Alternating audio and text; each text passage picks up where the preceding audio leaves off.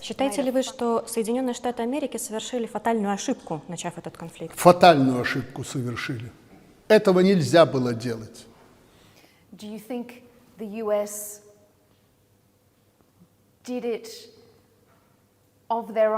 Как вы думаете, США пошли на это сами, или их, так скажем, подтолкнул к этому какой-то союзник?